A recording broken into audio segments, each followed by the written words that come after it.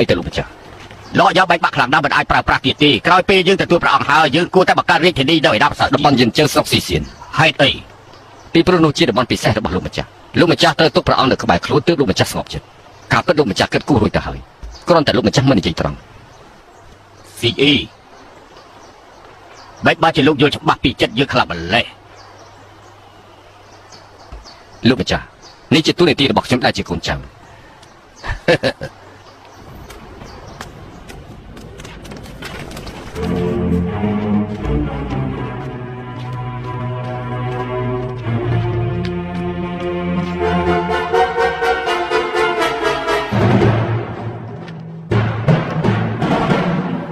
ទូបង្គំមន្ត្រីយានជើឈ្មោះឆាវឆាវក្រាបថ្វាយបង្គំព្រះអង្គ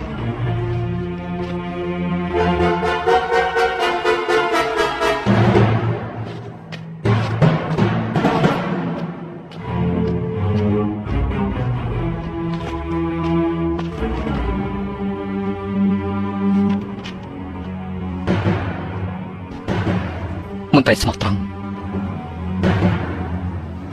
ជួបគ្រោះថ្នាក់ទើបឃើញមន្ត្រីស្មោះត្រង់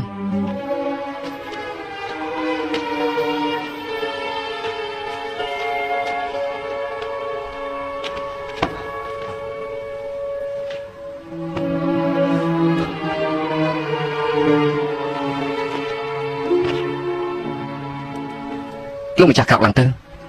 សូមថ្វាយព្រះពរព្រះអង្គមានប្រជញ្ញយឺតយូរ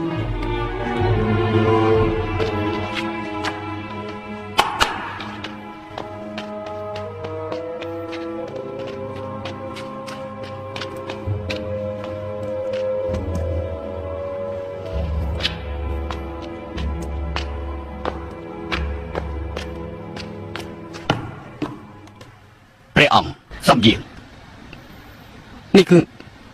នេះគឺជាស្អីទៅព្រះអង្គទាយទៅមើលត្រាព្រះមហាក្សត្រគុយពណ៌ឈាមជ្រូកគុយសយើងទីមិនត្រូវទេសូមព្រះអង្គបើកតតទៅ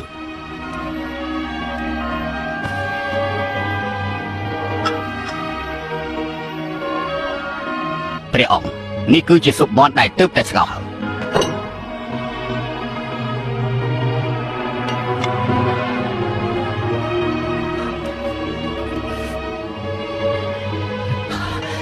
លោកម្ចាស់យើងខានសោយឆ្ងាយបែបនេះកន្លះឆ្នាំទៅហើយសូមព្រះអង្គសោយ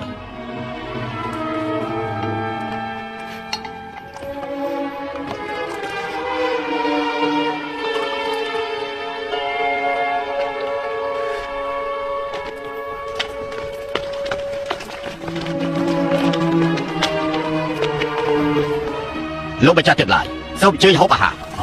រ